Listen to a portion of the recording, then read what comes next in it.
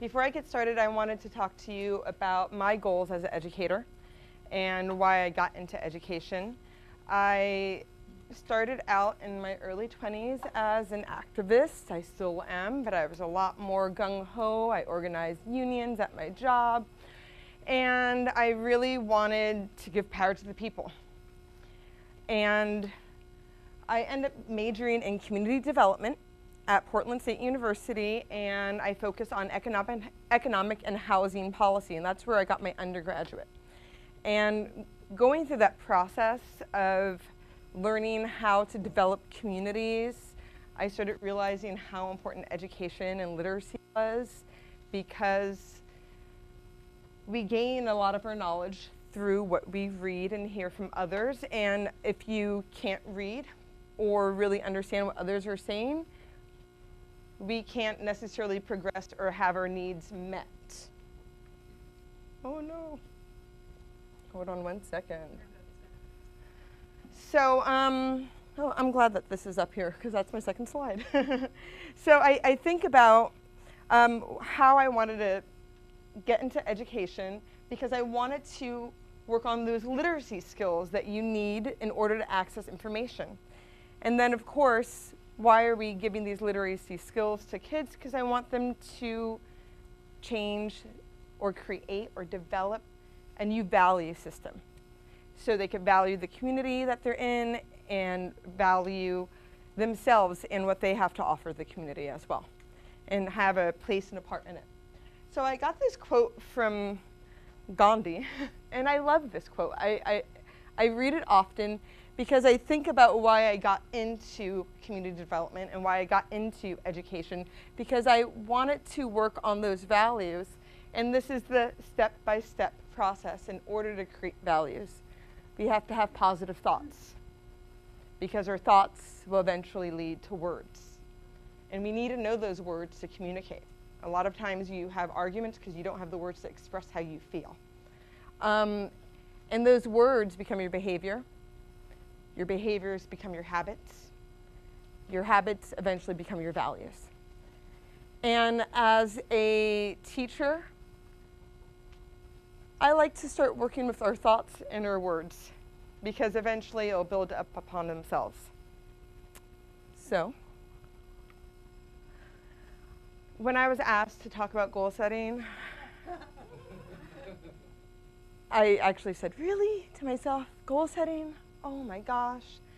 Because as a teacher, I have IEP goals to write, I have to do my student learning goals, professional development goals, professional growth goals, your PLC goals, your daily lesson goals, and in a way, I sort of began to dread thinking about goals, because goals mean deadlines, and deadlines are stressors.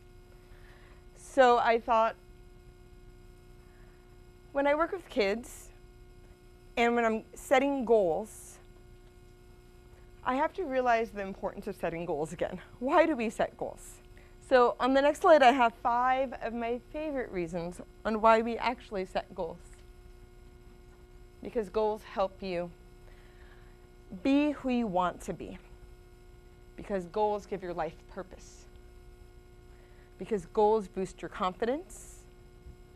Goals make you self-reliant. And goals prove that you can make a difference. We need those reminders, especially when we have a lot of goal deadlines as teachers, why we actually set goals. And these are just 5 reasons. There's numerous out there, hundreds. I'm sure everyone here could think of a different reason on why we set goals. But a lot of the time we are pressured to create SMART goals. SMART goals. Specific, measurable, attainable. There should be a reason behind it, and it should be time-based. And as I study more about executive functioning skills and I work with our kids, I started to resent SMART goals. SMART goals might be good for me as a teacher when I'm doing my professional growth goals. It might be great when I'm creating student learning goals. But when I'm asking a student to make a goal, I don't know if SMART goals are the best goals to create. And then I found this poster when I was looking up SMART goal images to put on this slide, and I thought this is the poster I need to put up because it shows you how ridiculous SMART goals can be for our students. So a bad goal, according to this poster, is I want good grades this year. And then the good goal is I want to make a 93 or better in reading by May this year. Here's another SMART goal. I want the measurable aspect. I will get a lot of good grades.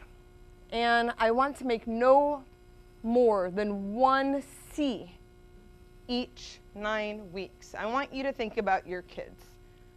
If they are setting this goal and you ask them to be specific and measurable, attainable, I want to make an A on 7 out of the 10 tests I take. The reason? I want to improve my grades because reading is important in every subject and in the real world. I like the reason. Goals always should have a reason. And the last one, the time-based goal, the time-based aspect of the goal is I want to make a 93 or better in reading by May 30th this year. So why are goals SMART goals? Not necessarily the best goals to set with students with learning disabilities, emotional disturbances, the list goes on and on. It's because a lot of them lag those executive functioning skills to actually understand what attainable and time means. Because, yeah, I want to get all A's by the end of this year. Is it realistic? Is it reasonable? I know it's kind of sad, and I don't mean to depress, but I don't want to set my kids up for failure by creating goals that they're not going to reach because of their learning disabilities. I want to set goals that they can work on continually and make them lifelong goals. And another idea I thought of why these goals don't work is because often when you're sitting in a class, a student might not know where to start with their goals, and they copy from their classmates. And they might not realize that they're not personal goals. They're not taking ownership or accountability for these goals. And at times, they're creating really unrealistic goals for themselves. So I'm going to go into character traits and using character traits as your goal. And I'm glad that you guys had a chance to write the personality traits that you've written down. Because this summer I took a training with Gear Up because they're rolling out a new survey to the Roosevelt cluster, middle school and above. And they're asking, as part of the survey, to quickly name 10 attributes about yourself as part of the survey. And as an adult, I struggled with that. I felt like I was lagging behind everybody else. I didn't know what to write. And I thought to myself, if I'm struggling coming up with 10 goals or 10 character traits, how are my students fare when they're taking the survey? Do they have the words to use? Do they understand what a character trait is? Because often we teach character traits in 1 week as part of the core curriculum, right? And you move on to the next aspect. Now we're going to go to inferencing. We're done with character traits. Then we're going to go to mood and tone, and then we're going to go to plot. So the reason why I like to use character traits, they're broader. They're not SMART goals in the acronymic sense. I think they're smarter goals because they're lifelong goals. They're goals that students can really see development and they could really work on and communicate, and you can embed in all aspects of the curriculum that you use, right? And I think about SMART goals, character trait goals, because they develop those pro-social values. And that's my goal as a teacher, is I want to create students who understand their values and their value set, because I want to make it into their habits.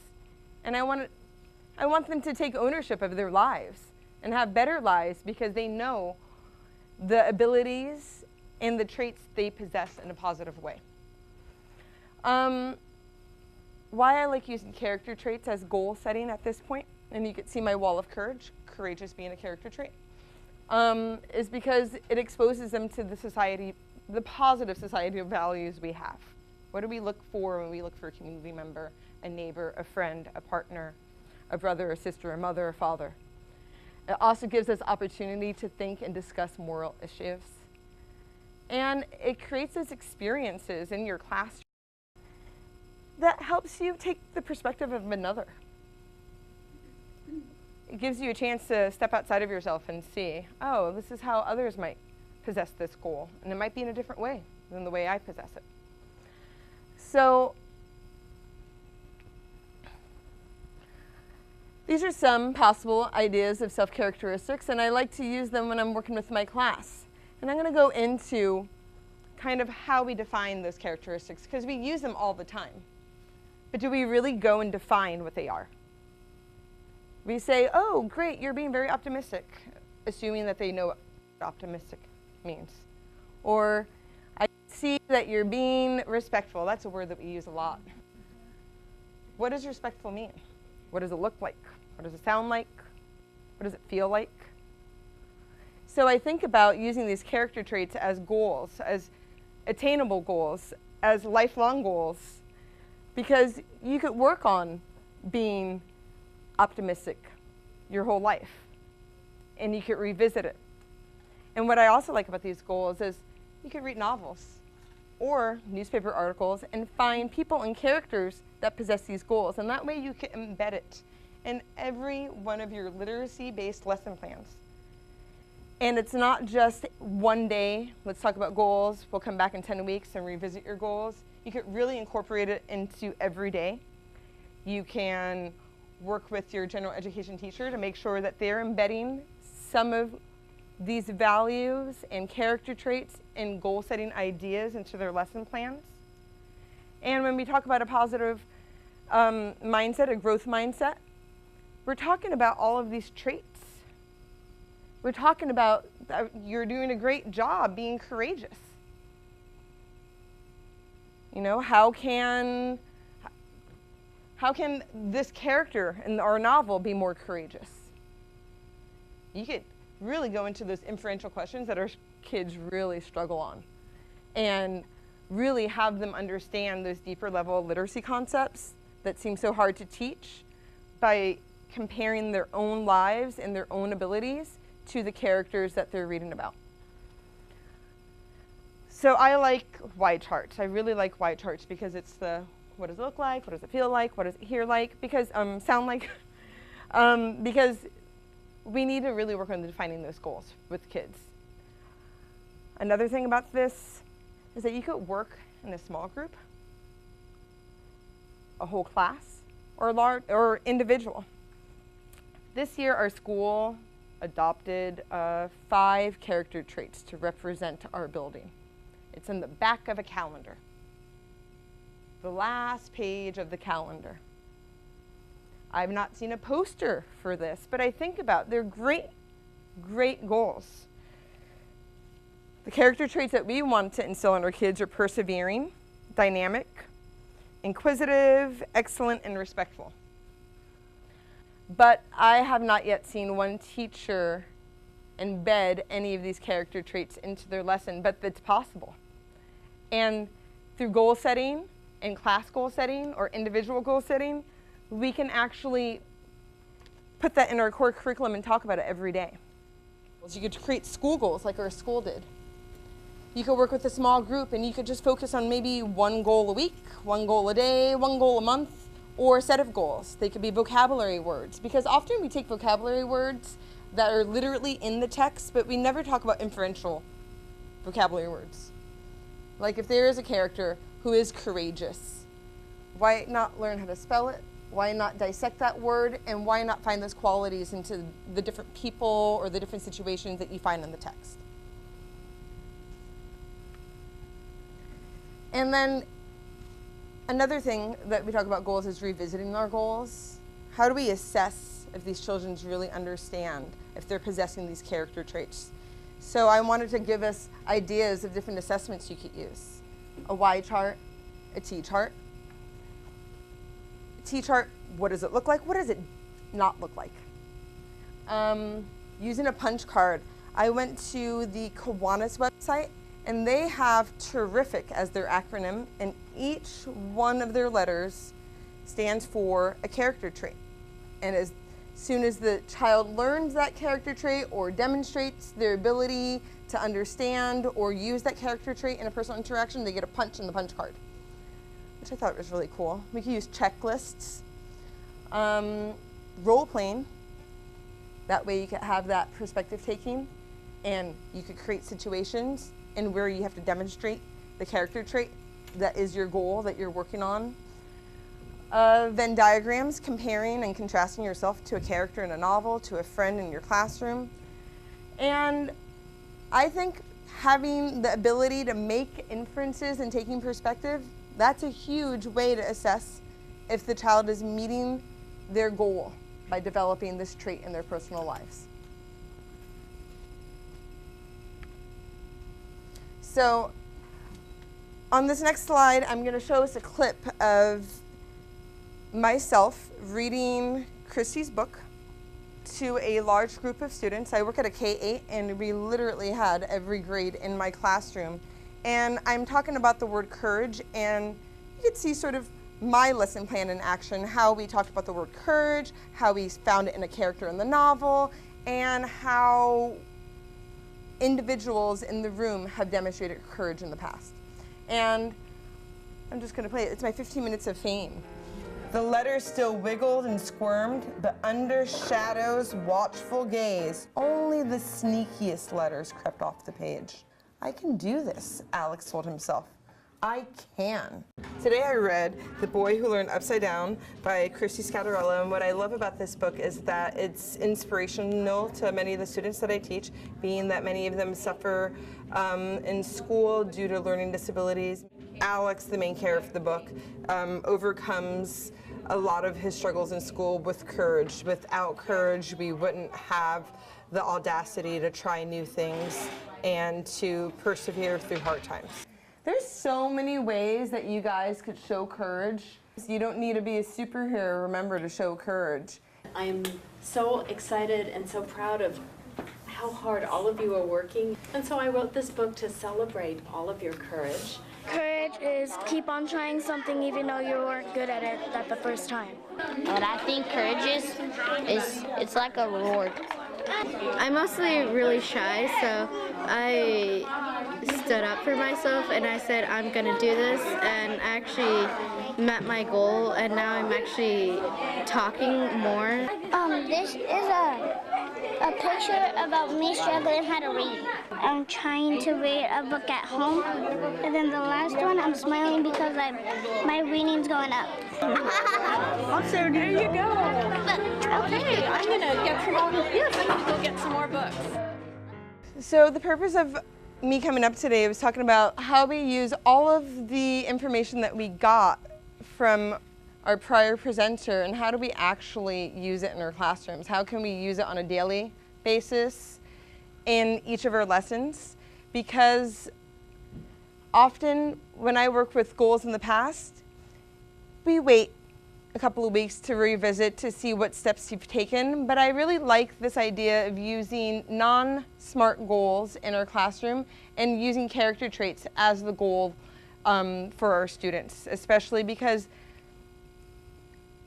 I've already attested, and what I believe is that SMART goals aren't necessarily the best goals for a student with a learning disability, and it might set them up for failure. What I am going to ask us is just the second part of a fun activity, so we can add to the wall of courage, is I'm going to have everyone form groups of 5 or 6, and you're going to take those positive attributes that you wrote. We're going to revisit the positive traits that you wrote at the beginning of my presentation. Each group will get a green card. On that green card, I want you to write a character trait your whole group may have in common. On your blue cards, I want you to find 1 or 2 members in your group that share a trait in common. And on your red cards, I want individuals to write a trait that you uniquely possess in your group. And discuss, how is it that you possess these character traits? What's the reasons behind you writing this down on your paper? What experience you've had That way you could share ideas with others, and this could be something that you use in your classroom as well. And when you're done, you're going to take all of the papers that you've created with your group and you're going to create a Wordle. So you can remind yourselves of the character traits that your group possesses and take a look at those red words. The red words, especially the ones that you didn't write, because those might be character traits that you want to develop. And you can ask the person who wrote that trait, well, what do you do to develop that character trait? What characters and what novels have you seen with that character trait? There's so many different things that you could do with character traits. I don't have enough time, but I did create packets for you guys. And in these packets, before we get started with this lesson, you can see a few different lesson plans talking about building character traits, or building character in students using traits as goals. You can also see tons of different graphic organizers that really work with this skill development. And I'm going to apologize, I don't have a bibliography, and I only have 10 copies, but I did give a master copy to Quinn at the beginning, so if anyone wants a copy, she can send it to you through a PDF. But if anyone wants to take it as part of your school, you can, and share them with others. And I also gave examples of, I love that Kiwanis punch card. Maybe you want to develop something like that in your classroom. And that's what I'm going to end with. Thank you guys.